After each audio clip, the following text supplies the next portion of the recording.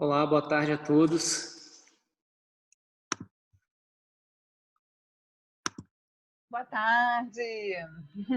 E aí, Gustavo, tudo Tudo bom? bem? Como é que tá aí? Quente. É verdade, pareceu um dia de verão já. Nossa, hoje está muito quente. Bom, nós somos aqui do Must Be Cowork, eu sou o Gustavo, sou um dos cofundadores desse coworking, e hoje teremos mais um webinar da nossa série do Must Be Talks. A nossa convidada hoje é a Carol, uma amiga nossa que já veio aqui, já conheceu o nosso espaço, hoje trabalhar um dia aqui com a gente. O tema hoje vai ser como tomar decisões em tempos incertos, uma abordagem prática. Eu já sei que ela vai passar uma ferramenta que vai ser super interessante para vocês, então eu aconselho todo mundo a acompanhar até o final. A Carol Palambini, ela é uma psicóloga, executive coach e consultora de RH, que há mais de 20 anos já desenvolve pessoas e organizações. Tenho certeza que todos aí vão adorar, vai ser um tema bem interessante. E já vou passar a palavra então para a Carol, para ela poder se apresentar e já poder continuar com a palestra dela. Obrigado, Carol, mais uma vez pela participação e pelo convite aceito da gente. Oi, pessoal, tudo bem? Então, eu sou a Carol, como ele falou. Obrigada, Gustavo, pela apresentação. E é mais ou menos isso mesmo que o Gustavo falou. Eu estou há 20 anos trabalhando com desenvolvimento de pessoas. Comecei como psicóloga clínica. Em 2008, eu entrei profissional, consultoria de RH e coaching de talentos.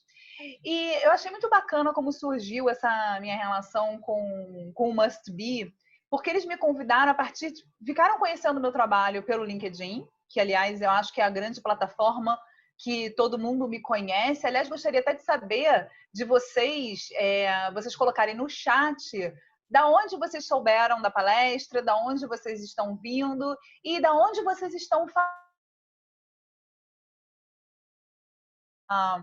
aqui em Portugal. Eu gostaria de saber um pouco de onde vocês estão falando. E o Gustavo vai mediar o chat, porque eu realmente não consigo fazer a apresentação e ainda mediar o chat, é muita coisa para mim. Então, eu vou fazer as perguntas para vocês e vocês vão interagindo através do chat e o Gustavo vai me passando as respostas, inclusive as perguntas de vocês. Por quê? Depois da apresentação, vai ter um bom espaço para eu responder as dúvidas. Então, ao longo da apresentação, e no final eu vou responder. Já teve até gente que me mandou umas dúvidas pelo Instagram, e aí eu pedi para colocar aqui no chat também, para a gente não esquecer e poder abordar tudo no final. E como surgiu, né, esse tema, essa ideia de falar de tomada de decisão? Eu não sei nem se eu comentei isso com você, Gustavo, mas a ideia veio muito de vocês que me inspiraram a tomar essa decisão de falar sobre tomada de decisão. Porque quando a gente ia combinar, é um espaço muito legal, recomendo todo mundo conhecer. E aí, com essa coisa da pandemia, com a quarentena, com o isolamento social, não podia mais ser no Must Be. E eu fiquei impressionada como o Gustavo, o Guilherme, o pessoal do Must Be conseguiu rapidamente se adaptar, abraçar essa incerteza de não saber quando as coisas iam voltar ao normal e adaptar o negócio deles. Então eu falei, poxa, tem muita gente que não está conseguindo fazer isso, ou que não sabe a importância de você ter essa agilidade num cenário tão incerto. E é por isso que eu resolvi falar sobre isso hoje. Então, Gustavo, o pessoal já está falando aí de onde eles estão? Sim, a Maria, eu vi aqui que já tem gente do Rio, de Porto, a maioria de Portugal. Teve gente que veio pelo LinkedIn, o Breno e o Miguel. Lisboa, mais uma pessoa. A maioria aqui, pelo jeito, é de Portugal. Ah, que legal, que legal. Assim, geralmente o público que eu tenho tá muito meio a meio, mas eu sinto que cada vez mais o pessoal de Portugal tá conhecendo o meu trabalho, isso me deixa bastante feliz. Então, eu vou começar a apresentação, vou compartilhar aqui com vocês. Vamos lá. Olha, agora o pessoal do Brasil está se manifestando. Já temos representantes do Rio Grande do Sul também, e vindos através das redes sociais, LinkedIn, Instagram. Ótimo. Gente, vocês estão conseguindo ver o slide e a minha ao mesmo tempo? Tá São certo isso, Gustavo? Tô fixada aí para depois, quando gravar, não ficar só para aquela coisa da voz por trás, né? Vocês estão conseguindo me ver?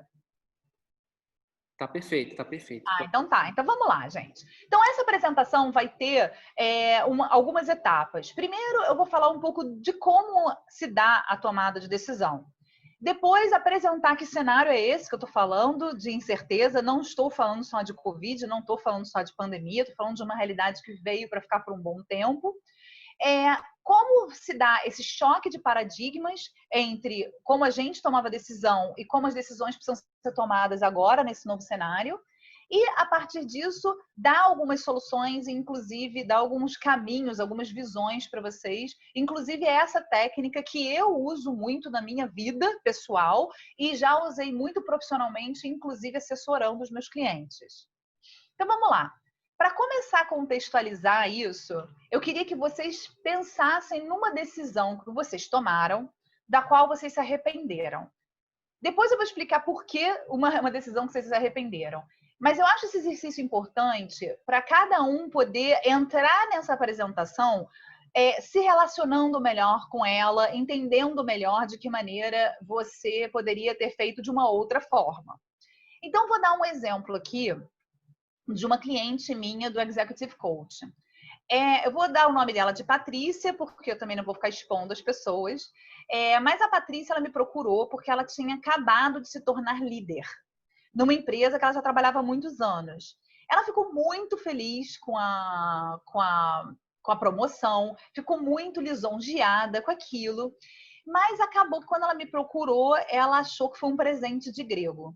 Ela começou a ficar desesperada com a carga de trabalho e principalmente com a falta de poder que ela tinha para tomar decisões, para realmente fazer as mudanças que tinham sido pedidas para ela. Tinha sido para ela pedido que ela transformasse uma empresa, principalmente aquele setor que ela trabalhava, que vinha de uma cultura muito hierarquizada, muito parecida com uma cultura do servidor público, do serviço público, para uma cultura mais ágil. Só que ela não tinha quando ela tomou a liderança, ela conseguiu constatar que ela não tinha esse poder, que não estava nas mãos dela fazer essa mudança. E por que, então, uma pessoa que estava há muito tempo nessa empresa, conhecia muito bem a cultura, conhecia muito bem os diretores da empresa, por que ela aceitou? Porque houve um componente muito forte que foi ela se sentir lisonjeada com aquilo. A felicidade de ter sido reconhecida no trabalho dela fez com que ela acabasse ignorando variáveis que ela poderia ter percebido antes de tomar essa decisão. E por que eu estou falando disso? Porque muitas pessoas acham que a tomada de decisão é um exercício de lógica. E, na verdade, não é só o raciocínio lógico que entra nessa equação. As nossas emoções, elas têm um peso enorme nas nossas decisões. E por isso, voltando à lembrança que vocês têm de uma decisão que vocês se arrependeram, qual foi a carga emocional que tinha ali que realmente impediu vocês de verem o cenário de uma outra forma, de perceberem as variáveis que estavam em jogo? Acho que a maioria das pessoas já ouviu falar no Daniel Goleman. Ele é o psicólogo que popularizou o conceito de inteligência emocional. E ele fez um estudo num dos livros dele, ele publicou um estudo que ele entrevistou 48 CEOs nos Estados Unidos a respeito desse processo de tomada de decisão. Eu acho que o estudo nem era dele, mas ele colocou no livro dele. E eles perceberam que quando existe um grupo de pessoas querendo tomar uma decisão, e essas decisões são tomadas com argumentos muito carregados emocionalmente, a qualidade da decisão é pior, é uma qualidade pobre de decisões. São decisões que as pessoas acham que depois poderiam ter sido melhores. Então, imagina você já deve ter passado por essa situação algumas vezes. Existe um grupo de pessoas que precisa tomar uma decisão. Cada um ali começa a argumentar com muita força. É bem comum você ver aquela coisa do dedo, né? A pessoa apontando o dedo um para o outro e defendendo aquilo como se fosse um filho, né? Como se fosse a própria vida. E por que isso acontece? Acontece porque as pessoas se identificam com as suas ideias. Então, no momento em que você critica uma ideia dela, quer dizer, na verdade, a tua intenção pode ser a melhor do mundo, você pode querer simplesmente apontar uma alternativa, a pessoa entende aquilo como um ataque pessoal. Porque ela tem a necessidade de estar certa. Porque quando você está certo, é como se você estivesse nessa forma de pensar, defendendo a si mesmo. Mas como a gente pode estar certo num mundo que é tão incerto? E é essa que é a questão que a gente vai abordar hoje. Estamos num cenário completamente incerto. Então, falando um pouco mais desse cenário, estamos agora no momento da quarta revolução industrial, ou indústria 4.0.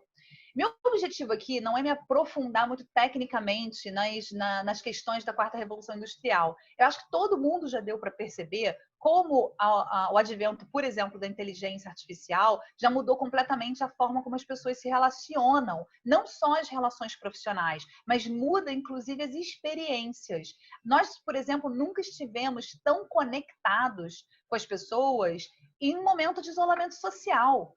Já existem, isso eu não estou falando do futuro, não, estou falando do presente. Já existe inteligência artificial que é uma esposa virtual. No Japão, as pessoas têm certificado de casamento com esposas virtuais. Então, quer dizer, isso está alterando as nossas experiências, inclusive de vida. E a indústria 4.0, ou quarta revolução industrial, é um conceito que foi cunhado pelo alemão Klaus Schwab. Deixa eu ver aqui. Klaus Schwab. Graças a Deus, um alemão com nome fácil de falar, que não é nem tentar pronunciar o nome dele aqui, que é o diretor e fundador do Fórum Econômico Mundial. É por isso que eu trouxe aqui um pouquinho a capa desse último relatório dele, de 2018, porque muitas coisas que eu vou apresentar aqui tem a ver com 2 relatórios do Fórum Econômico Mundial. E um deles é o futuro do trabalho.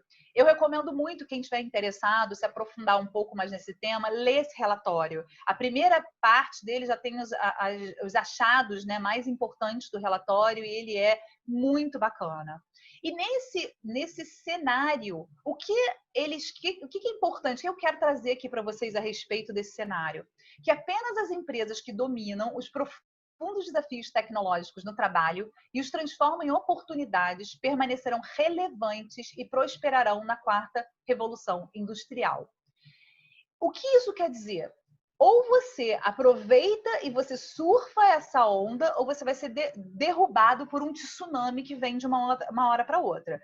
Estilo, por exemplo, Netflix. Acabou com o nosso hábito de ir a uma locadora escolher filmes. Acabou com uma indústria de uma hora para outra. Foi uma coisa muito rápida. E dessas tecnologias da quarta revolução industrial, são 4 que as empresas precisam se ambientar. O Big Data, 5G, a tecnologia de nuvem, né, Cloud Technology, e principalmente a inteligência artificial. Se você pensar que, no nosso caso aqui, para a tomada de decisão, principalmente líderes, a inteligência artificial vai ter um impacto enorme. Ela já pode aumentar muito a produtividade de uma pessoa, mas pode também substituir uma pessoa. Então, ela traz, inclusive, questões éticas para a tomada de decisão que a gente não pode desconsiderar agora. E esse mundo todo, ele tem essa característica. A quarta revolução industrial tem 4 características principais. Você quer esse ou você quer esse? Priscila, eu vou pedir para você tirar seu áudio. Bom, foi. Gente, coisas do mundo VUCA mesmo. E o que é esse mundo VUCA, na verdade? VUCA é uma sigla americana para que descreve essas 4 principais características da quarta revolução industrial, que é um mundo volátil, incerto, complexo e ambíguo. Em português seria VICA, né? Vou falar um pouquinho de cada uma dessas características. A volatilidade diz respeito a um ambiente onde o planejamento de longo prazo passa a não fazer tanto sentido e é muito mais valorizada a sua habilidade de se adaptar e de reagir rapidamente às mudanças. As coisas são muito mais inconstantes, a velocidade da mudança é muito rápida e é imprevisível. Então, as coisas ficam realmente mais fora de controle. A incerteza é uma característica que vem como decorrência dessa volatilidade. No momento que as coisas mudam com uma velocidade estonteante, o cenário fica incerto. E acaba que você vai ter que tomar decisões não baseadas em certezas. A gente vai se aprofundar um pouco mais nessa questão um pouco mais para frente. Já a complexidade, né, ela é a característica que mostra que é muito difícil você estabelecer uma relação de causa e efeito. Porque existem tantas variáveis atuando de forma interdependente que realmente você achar uma única causa ou um único culpado. Foi até a Renata Cunha, aqui num post do LinkedIn, chamou atenção para essa questão de culpa, que eu acho muito interessante, a gente vai falar um pouco mais disso lá na frente também, que também passa a não fazer sentido, porque são tantas variáveis que interferem que não faz mais sentido você falar em causa e efeito. E a ambiguidade. O cenário, ele não é mais concreto, ele não é claro e não existe uma única resposta certa. Existem várias hipóteses e várias formas de interpretar o contexto. Uma hipótese pode estar certa num determinado cenário e pode estar errada em outro. Toda essa volatilidade, toda essa incerteza impacta a gente. E por que impacta tanto e deixa a gente tão apreensivo e tão inseguro? Porque a gente vive num mindset cartesiano. E eu vou ter que escolar. Por quê? Se você for lembrar de toda a sua vida escolar, todo momento, desde aquela da sua alfabetização até quando você depois entrou no mercado de trabalho, não era estar certo que era o mais importante? As provas na escola, tudo querem que você acerte a resposta. A nossa cultura ela é tão fortemente arraigada nessa questão de estar certo que as pessoas têm muito orgulho de dizer, eu não te disse, de ver que o outro estava errado. Você percebe essa cultura também da certeza quando você faz uma busca no Google sobre, por exemplo, carreira, e vocês vão ver a quantidade de imagens que são pessoas subindo uma escada. Você pensar na carreira e na sua vida como escada. Então, se eu fizer o meu dever de casa, se eu fizer tudo certinho, eu passo para o degrau 2, depois para o degrau 3, e eu vou atingir um patamar, lá um conceito de sucesso que eu nem sei mais o que isso quer dizer hoje em dia, né? Até porque é muito particular. Mas, antigamente, não era tão particular assim. Existia um conceito de sucesso muito fixo e essa noção de etapas. Se você cumpre certo uma etapa, você passa para a etapa seguinte. Na carreira, por exemplo, você entra como júnior, depois você vai para pleno, depois você vai para sênior. Agora, tem carreiras que nem tem mais esse conceito de júnior, pleno e sênior. Tem carreiras, tem pessoas que estão entrando na faculdade agora que vão exercer carreiras que nem existem ainda. E várias carreiras vão morrer ao longo desse caminho. Então, a gente está falando de realmente um cenário volátil que nada tem a ver com escada. Então, dentro dessa cultura, dentro desse paradigma que a gente foi criado, tomar decisões é a mesma coisa que achar a resposta certa. E como, né? Como você vai achar a resposta certa? Os líderes hoje em dia eles estão sendo chamados a dar respostas e se sentem muito pressionados a ter respostas num cenário que é muito imprevisível. E o que acontece com as pessoas quando elas se deparam, quando elas têm esse mindset cartesiano e acabam se deparando com esse mundo tão incerto, tão volátil, tão complexo, tão ambíguo? O medo de errar. Então, uma cultura que está muito arraigada no certo e no errado, ela também é uma cultura que tem horror ao erro. Uma cultura da certeza é uma cultura que é inimiga do aprendizado. Eu sempre falo isso, falei isso para minha filha desde pequena, falei isso foi uma das maiores lições que eu aprendi na minha vida. Eu era uma pessoa cheia de certezas quando eu era adolescente e abrir mão dessas certezas foi o que mais me libertou. Porque é isso que te impede de aprender, com a experiência dos outros, com os novos cenários, é você que está arraigado, identificado com uma certeza, com uma ideia, que às vezes vira até uma ideia fixa. E quando você tem uma equipe de pessoas, uma equipa, como diz aqui em Portugal, de pessoas que têm medo de errar, são pessoas que não vão dar sugestões. Elas não vão contribuir com pontos de vista. Elas vão aceitar sem questionar, justamente porque elas não querem ser responsabilizadas por se alguma coisa der errado. não vai compartilhar conhecimento também. Porque a pessoa que compartilha conhecimento é aquela que não se sente dona do conhecimento. A pessoa que quer estar certa, ela tem o status de ter aquele conhecimento. Então, ela também não quer compartilhar. Ela não vai se arriscar, vai muitas vezes ser agressiva e competitiva, justamente por estar defendendo as suas ideias e achar que defendendo suas ideias está defendendo a si mesmo. E, obviamente, vai ser uma equipe muito ansiosa, muito estressada. E esse ponto da ansiedade é essencial para a gente entender a chave para mudar essa de paradigma, para a gente conseguir se adaptar melhor a esse mundo VUCA.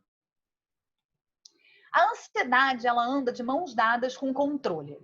Eu gostei muito dessa imagem quando eu vi, porque se a gente for pensar em tudo que a gente tem medo, esse rosto dessa figura ficou sensacional. Então, assim, a ansiedade é aquele sentimento, aquela angústia que você sente quando você imagina que alguma coisa vai dar errado, vai sair de uma forma que você não gostaria, você está antecipando alguma coisa errada. É como se você fosse entrar num quarto escuro. Você não sabe o que tem lá dentro. Então, você preenche aquele vazio com a sua imaginação, com aquilo que geralmente você mais teme que possa vir a acontecer. Isso é uma forma primitiva, né, arcaica do nosso cérebro de lidar com o perigo e fazer que a gente sobrevivesse. Então, se você não sabe, é perigoso, não vai lá, né? Então, é de você tentar se proteger contra possíveis perigos. O problema é que quando você entra nesse processo de ansiedade, é muito comum que a gente também entre num processo de controle, que a gente tente controlar as variáveis para ter um resultado diferente. Eu vou dar um exemplo que eu acho que vai ficar mais claro como é que acontece esse processo. Tudo começa com um fato, né? Que a gente chama isso de gatilho. Vamos dar um exemplo aqui de um líder que vai passar por uma avaliação de desempenho. Então, aqui, né, a avaliação de desempenho é o fato. O medo dele, o maior medo dele é de ser demitido. Ele acredita que a avaliação de desempenho vai avaliar se ele vai ou não permanecer na empresa. Esse medo geralmente gera uma crença. A crença, ela não é uma hipótese, ela é praticamente uma certeza. Ela é uma cristalização numa única hipótese. Então, ele acredita, nesse caso, nesse nosso exemplo, que se ele não será demitido se ele der mais resultados. Não passou pela cabeça dele que ele pudesse, por exemplo, não ser demitido porque se ele se relacionasse melhor com as pessoas. Talvez ele tenha um problema de comunicação e a avaliação dele, se ele vai ser ou não demitido, depende dele melhorar a comunicação dele, melhorar a relação com as pessoas. Mas como ele acredita fielmente que ele precisa muito dar mais resultados, ele vai tentar ter comportamentos que controlem esses resultados. Então, o que ele quer? Ele vai começar a exigir que a equipe trabalhe mais horas, ele vai exigir que vai fazer um micromanagement, vai ficar microgerenciando, supervisionando de perto, controlando as pessoas. Mas, justamente, esse comportamento de controle pode fazer com que ele tenha uma má avaliação do desempenho. Se o fator mais importante para a permanência dele for o relacionamento com as pessoas, ele provavelmente, justamente por tentar evitar aquele resultado, vai provocar aquele resultado. Porque, mais uma vez, voltando à questão da inteligência emocional, se você não conhece os seus gatilhos emocionais, se você não entende esse medo, conseguir ter nenhuma variável, ficar, e isso realmente é muito perigoso. Mas se então a gente não pode controlar os resultados, como a gente pode fazer de uma outra forma? E é através da cultura do aprendizado. A gente está agora com um conceito que não sei se vocês já ouviram falar, me diz aí se alguém já ouviu falar nesse conceito de lifelong learning. Ele é um conceito que está super na voga, super em moda. E, na verdade, é um conceito que o Peter Senge já trouxe há muito tempo, no livro dele chamado A Quinta Disciplina, sobre o conceito de aprendizagem em equipa. Na verdade, o lifelong learning tem que ser uma cultura onde você abre a sua mentalidade para o aprendizado. Esse quadro que eu trago para vocês aqui, essa figura 8, ele é do segundo relatório que eu mencionei do World Economic Forum, do Fórum Econômico Mundial. Quem é de liderança, quem é líder e quem é da área de recursos humanos, ele é muito focado em liderança e recursos humanos, eu recomendo muito a leitura dele. E tem dois aspectos que eu gostaria de chamar a atenção nessa figura que fala como está mudando o aprendizado nas organizações. Então, você passa de um mindset de know it all, de eu sei de tudo, eu tenho as respostas, para um mindset de learn it all. Quer dizer, eu aprendo, estou aberto ao aprendizado. Você sai de programas de treinamento fixos, pontuais, e vai para uma cultura de aprendizado constante, onde ninguém está certo e você sabe que o conhecimento que você usou ontem pode não funcionar hoje. O que chama atenção para o papel da liderança. Se os líderes são aquelas bússolas que a equipe olha para tomar decisões, seja você um empreendedor, um líder de família, inclusive, ou o líder de uma comunidade, você é a pessoa para quem as pessoas olham quando elas se sentem perdidas. É uma grande responsabilidade. E antes, se você achava que você precisava ter todas as respostas, controlar, né, todos os efeitos, agora a liderança 4.0 está chamando um líder coach, que é uma nova forma de você liderar. Você vai potencializar essa inteligência coletiva na tomada de decisão. Então, nesse ponto, nesse quadro aqui, também quero destacar 2 pontos.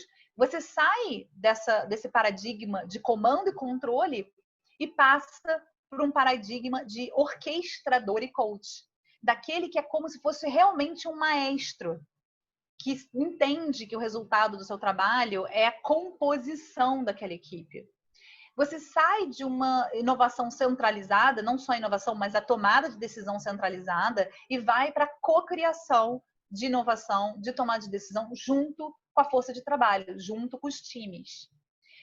É essencial que a gente entenda que essa cultura precisa ser estabelecida antes de você tentar implementar qualquer ferramenta colaborativa com a sua equipe.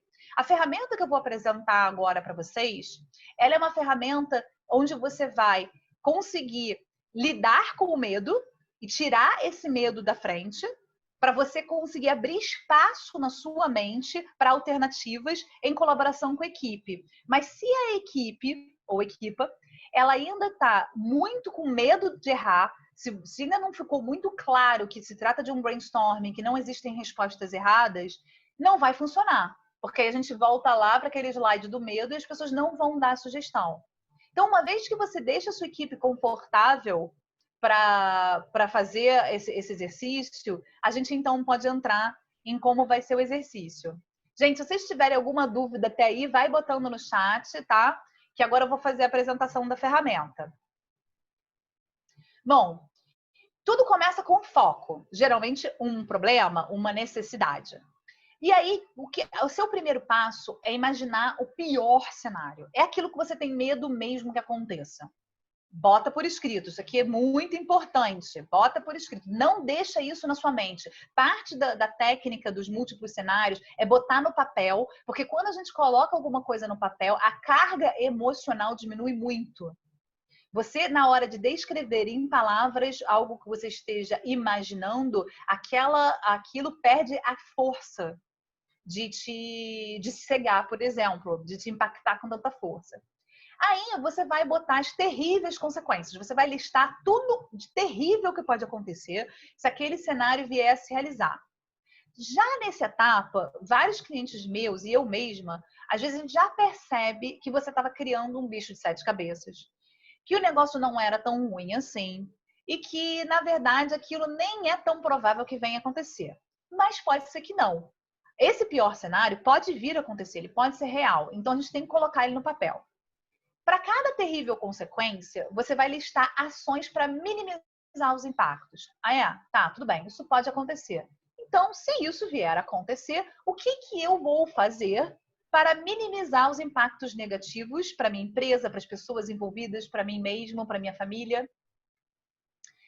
Uma vez que você tenha feito isso, você já conseguiu lidar melhor com o seu medo.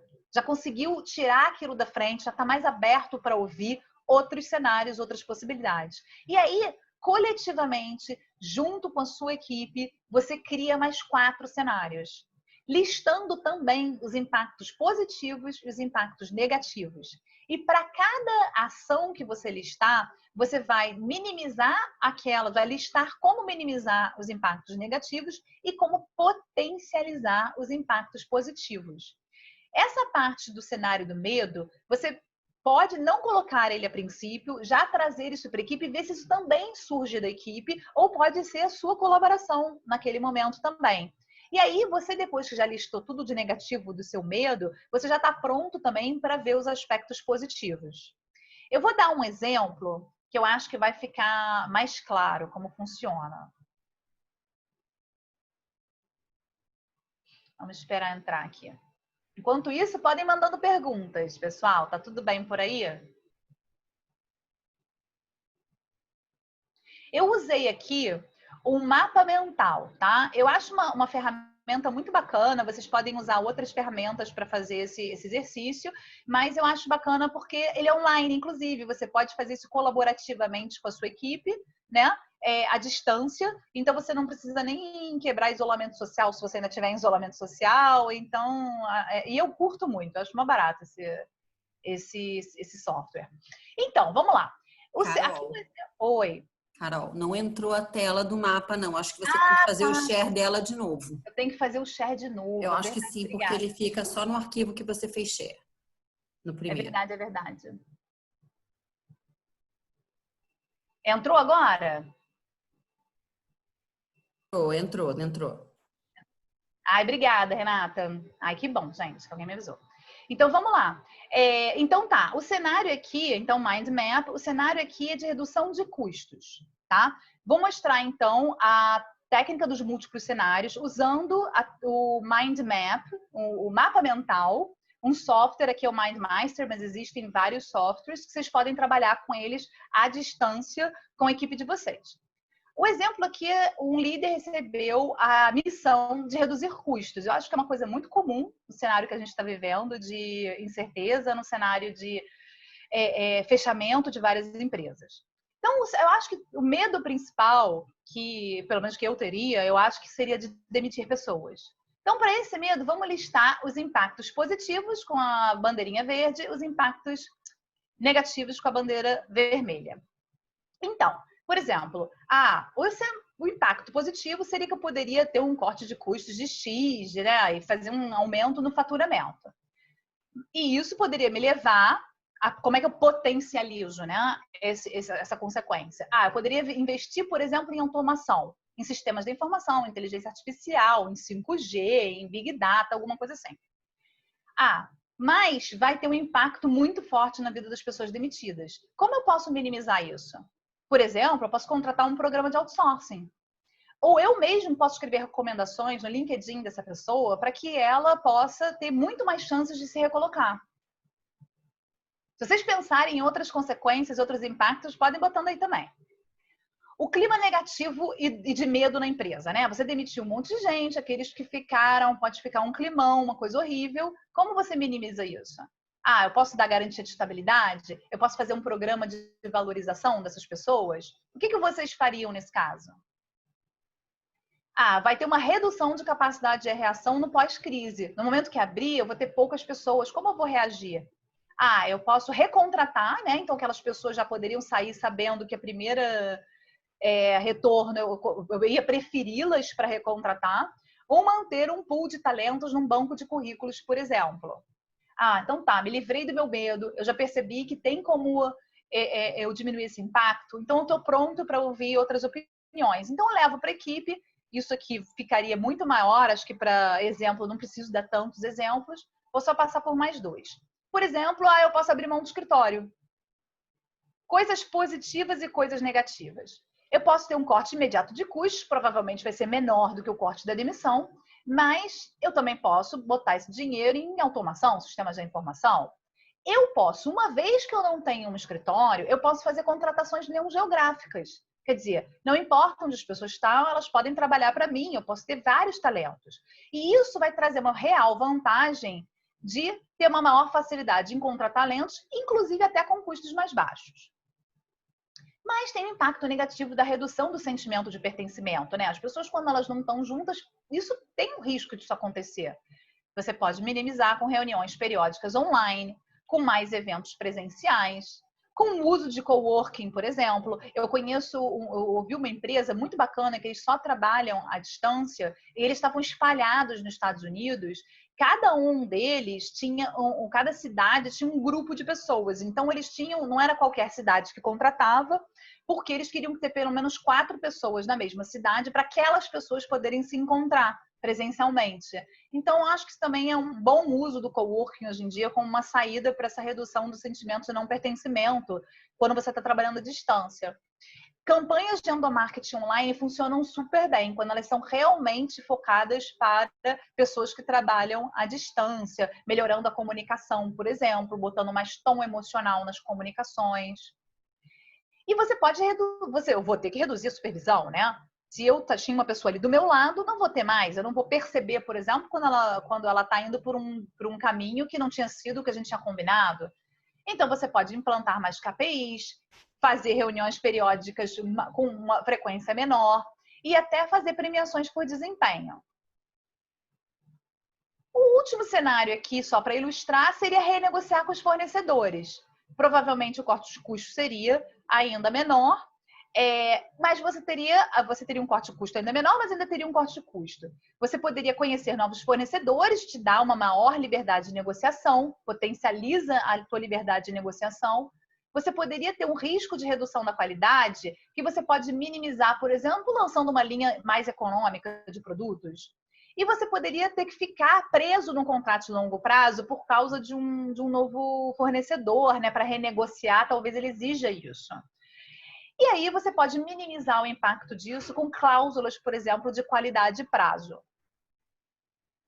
Então, gente, esse aqui é só um exemplo das ferramentas que a gente pode ter, da ferramenta, de como a gente pode usar essa ferramenta até no dia a dia para tomar as nossas próprias decisões. Eu uso realmente isso, até assim, vou me mudar. Eu estava apavorada porque eu ia me mudar. E aí comecei a traçar, mas e se eu tiver que me mudar para não sei onde e for longe de um lugar onde eu posso fazer esporte ao ar livre, que é uma coisa muito importante para mim? Como eu minimizo isso? E aí você vai começar a achar soluções que se encaixem melhor na sua vida e entrar mais em paz com as decisões que você precisa tomar, principalmente abrindo a escuta para as pessoas que estão envolvidas no processo. Agora eu queria só abrir para as dúvidas, saber o que vocês têm de dúvidas. Gustavo, por favor, aí Guilherme, me passem as dúvidas que o pessoal colocou para eu poder seguir aqui o que eu prometi, que seria no máximo 40 minutos de apresentação, para vocês poderem ter 20 minutos para tirar as dúvidas. Carol, queria te agradecer, achei muito boa a sua estratégia do VUCA e essa ferramenta que você pôde passar para a gente hoje. Bom, vou ler então algumas perguntas que falaram. O Jorge, ele não colocou ponto de interrogação, mas eu vou interpretar como se fosse uma pergunta. Ele falou, em comparação com projetos, seria uma análise qualitativa dos riscos? Quando você estava falando naquele slide, agora não tem mais apresentação. Pode repetir a pergunta? Em comparação com projetos, seria uma análise qualitativa dos riscos? Sim, eu acho que você tem que fazer uma análise qualitativa dos riscos. Quando você tem projeto, você tem uma análise de cenário em relação àqueles projetos, certo? Então você tem que ter uma análise qualitativa e quantitativa também dos riscos. Não só dos riscos, mas realmente a gente não está falando só de riscos, mas a gente está falando de alternativas de caminhos mesmo. Porque quando você já tem um projeto, você já definiu um caminho. E aí você vai ver o impacto, né, daquele caminho definido, quais são os riscos que ele está correndo. E você pode ter, na verdade, tem até uma ferramenta muito bacana que se chama árvore de problemas, árvore de solução, que você parte do problema para você desenhar diferentes possíveis projetos, para você inclusive ver se aquele projeto tem mais chance de sucesso ou não. Em vez de você partir direto para uma ideia, você abrir mais a sua escuta para primeiro ver se aquele projeto é o melhor para aquele cenário e você tem, inclusive, um plano B e um plano C na manga, porque se o cenário muda, você pode mudar, você já tem um plano B, um plano C para mudar de cenário, caso aquilo seja necessário. E depois que você adota o projeto, sim, aí você tem a necessidade de fazer essa análise de risco.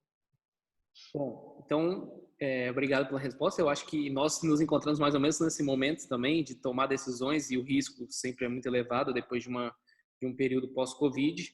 E continuando aqui, a outra pergunta foi da Tuxi Guimarães. Ela perguntou se a proposta para avaliação em escolas ou empresas que seja fora do modelo de testes ou provas. Será que tem algum tipo de proposta? Olha, eu sei que tem gente da educação aqui. Nisso, eu acho que o pessoal da educação saberia falar muito melhor do que eu, e eu vou dar a minha opinião, tá, particular sobre isso. Eu acho que precisa mudar.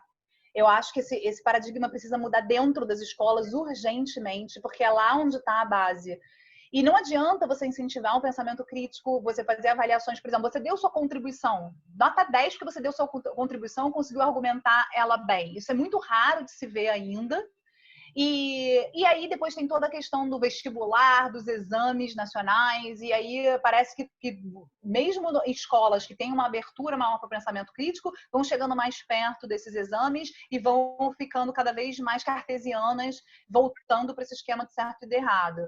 Eu acredito sim que precisa haver uma revolução na educação urgente para acompanhar essa quarta revolução industrial. Eu acho que já está ficando para trás, os modelos universitários estão ficando para trás, os currículos, por exemplo, no Brasil, são, se eu não me engano, a maioria das emendas dos currículos das universidades são da década de 70, dada a demora para você mudar. Então, quer dizer, já existem profissões novas que nenhuma faculdade consegue dar conta. Então, eu acho que é uma urgência, Tuxê. Realmente é um bom ponto levantado para você. Enquanto isso não mudar, a gente vai ficar apanhando, porque a gente ainda vai continuar muito arraigado a necessidade está certo, né? A Tuxê complementou agora a pergunta dela, adicionando a questão das empresas. Como que as empresas vão reagir a esse novo modelo, por exemplo? Eu acho que as empresas já estão reagindo a esse novo modelo, muito mais rápido até. Por exemplo, valorizando as soft skills ou as people skills, né? Que são as competências mais comportamentais. Hoje já é percebido que antigamente a gente tinha muito... O certo e errado vem muito das competências mais técnicas, das hard skills. E quando você... Não adianta você ter a resposta certa e não saber se adaptar a um novo cenário. Então, por exemplo, a capacidade de aprender a aprender já está sendo muito valorizado, a adaptabilidade, a flexibilidade e a empatia estão sendo muito valorizadas pelas empresas nesse momento, porque já entenderam que o conhecimento técnico, ele muda e a pessoa precisa constantemente aprender aquilo, e se você não tiver o comportamento, a habilidade para acompanhar esse desenvolvimento, a adaptabilidade, a capacidade de aprendizagem, não adianta você ter aquele conhecimento de entrada. Então, acho que as empresas estão se adaptando, percebendo que as pessoas precisam ser mais valorizadas pelas suas competências comportamentais. Ótimo, Carol. Agora mais uma pergunta do Vinícius Rocha. O Vinícius Rocha pergunta quais os KPIs ou indicadores que você recomenda para essa análise de risco e quais os planos de acordo com o cenário que você deve adaptar. Olha, gente, eu não sou gestora de projeto, então não vou me arriscar a falar de KPIs de análise de risco. Eu acho que tem pessoas que podem falar disso muito melhor do que eu, e eu acho que isso vai depender do projeto que você está trabalhando, né? Eu acho que você vai ter que definir um indicador que faça sentido para aquele projeto. Tempo, por exemplo, pode fazer sentido para alguns projetos e para outros não. Eu estava conversando com um gestor de inovação e a gente estava fazendo um trabalho de revisão, né? Ele ele é suíço e estava fazendo uma aplicação para ser mentor numa startup, não sei o que, de startups e tal. E aí eu falei, bom, vamos ver então os KPIs que você pode colocar, né? Os indicadores que você pode colocar. Ele falou, é muito difícil, meu trabalho é totalmente em equipe, eu posso falar dos projetos realizados, mas cada projeto vai ter um KPI diferente. Não é isso que é difícil para a gente nesse mundo VUCA. Não existe essa resposta certa. Esse KPI vai ser bom para esse projeto. Vai ser de acordo com cada projeto e discutindo isso em equipe, vendo assim, gente, se a gente usar esse KPI, quais são os pontos positivos? E quais são os pontos negativos? Se a gente usar qualidade, por exemplo, qual o ponto negativo de eu usar qualidade? Eu posso comprometer o tempo, pode demorar muito para a gente realizar aquilo. Então, vai ser muito de acordo de projeto para projeto. Se alguém tiver aí de gestão de projeto quiser dar um pitaco, fica à vontade. Bom, obrigado pela resposta mais uma vez, Carol. Tem mais uma pergunta aqui da Renata. A Renata Cunha perguntou: você falou em criar uma cultura colaborativa. Antes do uso de ferramentas colaborativas, como promover uma cultura onde esse tipo de trabalho de cocriação possa acontecer? Boa pergunta, Renata. Eu acho que, claro que isso depende do nível hierárquico que você está naquela empresa. Então, falando em ambiente corporativo, quem tem mais poder de fazer isso é a alta gestão, né? São os executivos. Se isso não partir lá de cima, uma coisa vai puxar a outra. Eu percebi no meu trabalho com coaching executivo que o que mais funciona é realmente trabalhar o mindset da liderança. Então, eles precisam começar a abraçar essas incertezas. E eles mesmos começarem a implantar isso nas reuniões dos executivos. Então, é na prática mesmo. Vai ter uma reunião, é começar falando, olha só, a gente vai começar com práticas de brainstorming, muitas vezes orientadas por um coach, sim, porque um olhar de fora vai conseguir pontuar e mediar, às vezes, os vícios que as pessoas têm, que são muito difíceis de perceber. Eu já vi um gestor, gente, uma vez que ele falou assim, ele entrou quase que gritando numa sala de reunião, falando assim, gente, olha só, as coisas estão muito ruins, a gente tem que fazer uma mudança, ele falava até uns palavrões, assim, tá tudo cagado, e a gente precisa mudar tudo agora. Então, assim, o plano é esse, mas eu tô super aberto se vocês quiserem falar alguma coisa. Ele chegou com uma força na voz dele, e falando que estava tudo horrível, que ele tinha um plano, mas ele estava super aberto para ouvir sugestões. E ele achou que ele estava sendo muito aberto para colaboração. Ele não percebeu que o tom de voz dele e o posicionamento dele como CEO da empresa já fazia com que as pessoas não se sentissem no direito de criticá-lo. E foi através desse processo de coaching dele perceber o ato dele que ele conseguiu ver que não, primeiro ele pede as sugestões das pessoas, depois ele porta a sugestão dele. Ele tem que ser a última pessoa a dar uma sugestão. Então, eu acho que é particular. E isso também é uma outra característica do mundo VUCA, não vai ter essa resposta certa. Cada empresa vai ter esse ponto a trabalhar. Algumas empresas podem ser a comunicação, outras empresas podem ser a estrutura hierárquica da empresa. Então, é através de um diagnóstico específico daquela organização, mas certamente vai ter que começar pelos CEOs, porque não adianta você querer fazer um trabalho de formiguinha aqui embaixo, sua equipe pode ser super colaborativa e quando chega de cima, a cobrança e vão pedir para você apontar um culpado. Você fala, não, a gente trabalhou com... Não, mas isso aqui deu errado, eu quero uma cabeça para rolar aqui. Eu quero uma cabeça para cortar. Então, realmente precisa haver uma conscientização de cima. Ótimo, Carol. E aproveitando até um pouco do que você falou da cultura colaborativa, isso foi um dos pilares do MUSP, quando a gente começou, porque a gente notou que exatamente isso poderia ser um diferencial, principalmente para coworkings, trabalhar com essa cultura da cocriação. Então, todas as pessoas, quando entram aqui no MUSP, a gente já faz uma primeira recomendação, tem uma primeira reunião, a gente explica justamente como é que funciona isso e trabalha com os clientes para eles poderem estar expondo os projetos e a gente poder ajudar da melhor maneira. Bom, continuando, teve uma pergunta agora da Ana Sofia, que eu vou ler agora para vocês. Ainda há muitas chefias que não conseguem ter essa abertura. Ainda é um grande caminho a percorrer. Não foi muito bem uma pergunta, foi mais um comentário. Concordo. Eu e a Ana Sofia, a gente já discutiu algumas vezes, já conversou algumas vezes sobre isso. É muito interessante porque é o ponto de ver como Portugal e o Brasil são muito parecidos nesse sentido, de ainda ver uma hierarquização muito forte e uma necessidade de estar certo muito forte. Isso é uma mentalidade que vai... A verdade é a seguinte, quem mudar rapidamente essa mentalidade vai acabar sobrevivendo nesse cenário. Quem não mudar essa mentalidade vai ser engolido pela concorrência. Exatamente. Resumiu bem aí essa frase, exatamente. Bom, se tiverem mais perguntas, essa foi a última, por enquanto. Vamos aguardar mais uns 2 minutinhos. O que eu acho legal a gente lembrar é que tomada de decisão não precisa ser um bicho de 7 cabeças. Ela vira um bicho de 7 cabeças quando você acha que você está sozinho. É uma coisa que a gente comenta muito até lá no grupo Mulheres do Brasil. A solidão da tomada de decisão torna tudo muito pior. E se você compartilha essa decisão com outras pessoas, é tão rico esse trabalho, é tão mais produtivo, que você começa a ver possibilidades que você nunca tinha visto antes. Você não tinha capacidade de enxergar aquela porta. Você só via uma porta. De repente, você vê que tem dezenas de portas, várias possibilidades. Então, nesse momento, a mensagem principal é: a coletividade é o que importa. Nesse momento, peçam ajuda. Não sabe decidir por uma coisa, tudo bem. Ninguém agora sabe. Quem diz que sabe como tomar decisão, quem diz que tem certeza, está se iludindo ou está mentindo. Como ter certeza num cenário tão incerto? Então, assumir essa incapacidade de tomar decisão sozinho, é mostrar o quão forte você é para abrir para a coletividade decidir junto. Concordo. E, Carol, em vários momentos durante a sua palestra, eu me vi em tomadas de decisão, que a gente está tendo que tomar aqui. Eu, como um dos sócios do MUSB, você deve entender, a gente iniciou as operações em janeiro, então praticamente a gente teve o mês de janeiro e fevereiro, e em março a gente já fechou. Isso para qualquer empresa, nos primeiros 3 meses de vida, ter que já parar a operação e ficar sem faturar esses 2 meses agora, nesse período de pós-Covid, vai ser um grande desafio justamente nessa parte. Cara, qual que é a melhor estratégia para esse momento?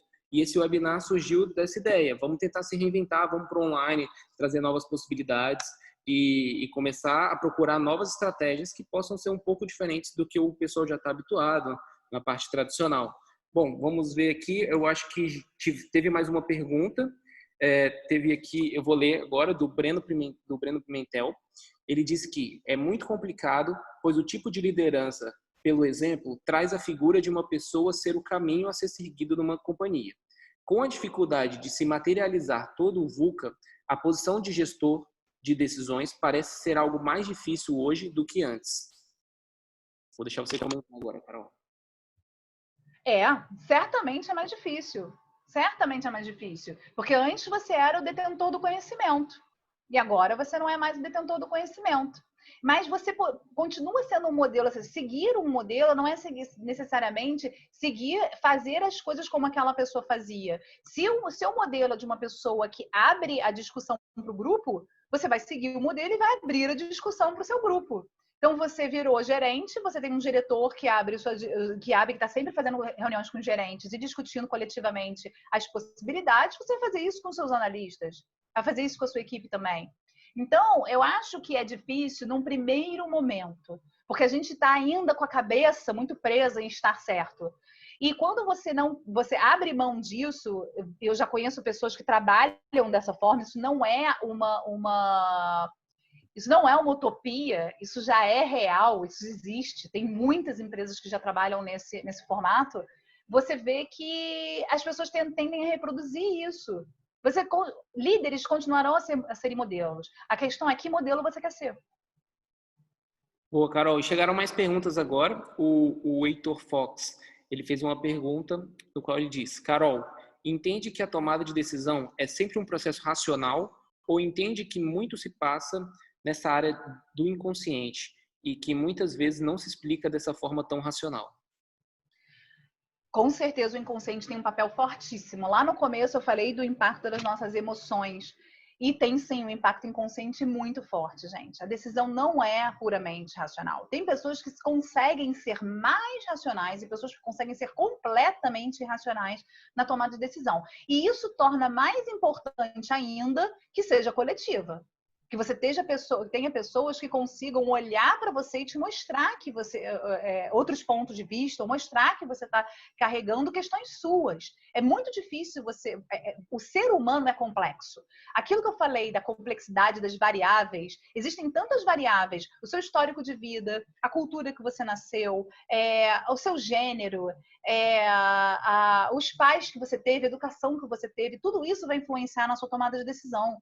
Não é decisões racionais são tomadas por máquinas, mas as decisões, principalmente intuitivas, a intuição tem um papel muito forte na tomada de decisão. Muitos líderes super famosos tomavam decisões intuitivas. Isso não quer dizer que elas estejam erradas, é você conseguir perceber que é a complexidade disso tudo e com quanto mais pessoas, melhor para você tomar essa decisão. Ótimo. Carol, teve mais uma pergunta aqui do Felipe, no qual ele pergunta: Carol, como alguém chegou há pouco tempo em Portugal, você percebe alguma diferença na mentalidade que você tão bem identificou no sistema de ensino brasileiro? E será que em Portugal não é diferente? Olha, eu percebo que existe sim uma diferença no sistema português, mas não é ainda uma diferença tão grande, abissal assim para o sistema brasileiro. Estou falando, gente, aqui da minha experiência pessoal, deixar muito claro que eu não sou educadora, a minha experiência pessoal com a minha filha que tem 16 anos, tá? E com o meu enteado que tem 17 anos. Eles estudavam em escolas privadas boas no Rio de Janeiro, onde já existia esse incentivo ao pensamento crítico bastante forte. Eu aqui em Portugal vejo, por exemplo, que aqui os testes têm menos valor do que os debates em sala de aula, do que as contribuições. Então, já percebo que aqui sim tem um valor muito forte nas contribuições. Mas ainda não saiu totalmente desse paradigma, ainda está preso no paradigma do certo e errado, da resposta certa. Sabe? Eu acho que já começa a haver uma mudança, mas eu ainda sinto que não é a revolução que a gente precisa na forma de educação, mas, mais uma vez, uma opinião completamente particular minha, eu não sou da área de educação. Ótimo. Carol, só complementando, a Priscila deu a opinião dela aqui e disse que ela está aqui em Portugal há 2 anos e tem 2 crianças em idade escolar. Disse também que há grupos e alguma iniciativa na tentativa de deixar o ensino mais moderno, mas que o que ela pôde ver é que ainda é muito tradicional e cabe muito aos pais complementar isso, que encaixa bem com o que você disse. Bom, continuando aqui, a Renata concorda com a Priscila e pontua que o modelo educacional dominante é praticamente o mesmo desde a Revolução Industrial. Logicamente, essa mudança e evolução já começou e pode ser percebida em algumas instituições e países, mas de alguma forma, em geral, ainda precisa mudar muito. O pensamento crítico é estimulado, mas a criação a partir da prática, o aprendizado pelo erro, ainda precisa de mais. Eu vejo isso nos processos seletivos, gente, porque o processo seletivo, ele acaba resumindo muito do que a pessoa viveu. Então, a pessoa, ela vai direto e começa o histórico, ela conta história, ela conta essa escada da vida dela. Você não precisa saber da escada, você precisa saber, por exemplo, como a pessoa está se posicionando agora, como ela acha que ela vai ajudar, como ela acha que ela vai agregar. Chega numa empresa, você exige da pessoa que ela dê sugestões, que ela seja inovadora, que ela se adapte e trabalhe coletivamente. Enquanto a vida inteira acadêmica dela, ela teve muitas poucas oportunidades de trabalhar, por exemplo, a comunicação dela, de trabalhar essas habilidades, entendeu? Então, acaba que o mercado de trabalho exige coisas que você não aprende na escola. Eu mesma me senti, tudo bem, eu saí da faculdade de 2001, já tem muito tempo, mas mesmo assim, eu não me senti preparada para o mercado de trabalho, eu me senti tecnicamente competente, mas não preparada para enfrentar o mercado de trabalho. E eu percebo pelas pessoas mais jovens com quem eu falo que o sentimento é o mesmo. Então ainda existe uma falha aí. Exatamente. Principalmente, eu fiz faculdade de administração, então você sai de lá com um mundo de oportunidade, né? Porque qualquer empresa precisa ser administrada. Então, eu também saí desse jeito, eu saí totalmente perdido e depois eu fui entendendo o que eu gostava mais e direcionando a minha vida acadêmica para esse lado. Só pontuando esse último tópico, a Priscila citou aqui agora que tem um grupo no Facebook sobre o tema de escolas portuguesas e a modernização da educação em Portugal. E ela concorda com a sua fala sobre recrutamento. Bom, por enquanto, perguntas. Só queria complementar, agora que a gente vai terminar, para a gente conseguir terminar na hora, que eu vi que minha mãe está aqui, mãe. Oi, mãe. Minha mãe está aqui. E, inclusive, eu esqueci de comentar, e aí, vendo aqui minha mãe, me lembrei, que a técnica que eu estou apresentando hoje para vocês, a base dela eu aprendi na meditação. Então, foi abrindo a mente, a coisa de observar o observador, de se ver de fora, de se descolar das suas próprias ideias, de ver o seu pensamento não como sendo você. Então, você vê a complexidade de fatores que leva você a trazer uma solução, a tomar uma decisão, a desenhar um processo, a desenhar um projeto. Então, hoje, o que me influenciou foi... A base disso foi coisas que eu aprendi na meditação, nos grupos de meditação com a sabedoria oriental. E trouxe isso com vários outros elementos da psicologia e da minha experiência com RH. Então, eu achei bacana lembrar um pouco disso, porque eu acho que faz parte dessa complexidade, né, que a gente estava comentando aqui hoje. Então, gente, eu agradeço muito. Eu queria só botar aqui, então, apresentar para vocês, para quem não tem meus contatos ainda, botar meus contatos aqui para vocês verem.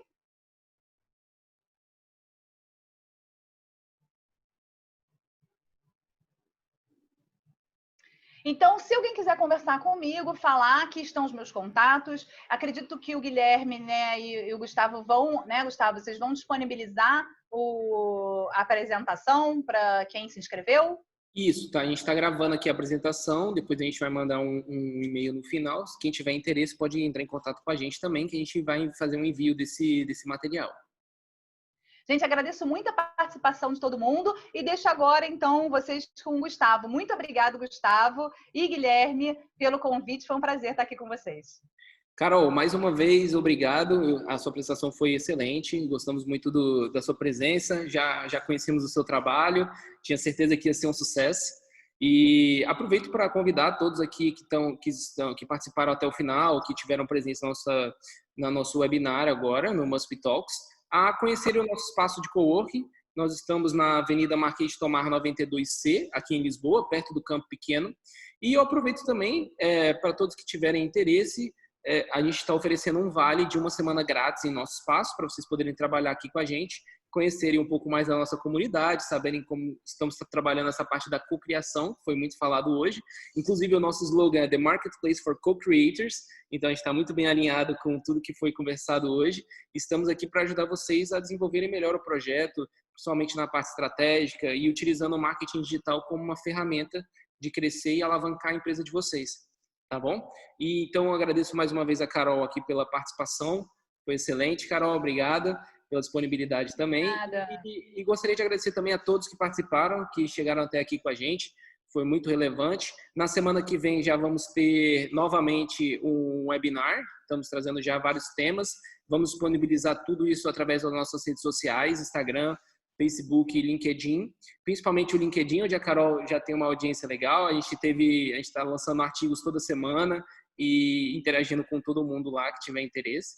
Então, fica o meu convite para conhecer as nossas redes sociais. Agora está chegando várias mensagens aqui. Aqui agradeço a Priscila, que está no Porto, vai vir a Lisboa conhecer a gente. Muito obrigada. E, além disso, ela falou aqui do coworking virtual, nós temos também agora uns pacotes de virtual office, então todos podem ser presentes no nosso coworking sem estar aqui fisicamente. Estamos tendo que adaptar essa nova realidade pós-Covid, então conto com todos vocês aí nessa reconstrução. Acho que todos vamos passar por esse momento. E mais uma vez obrigado pela presença e a gente vai disponibilizar essa palestra em breve.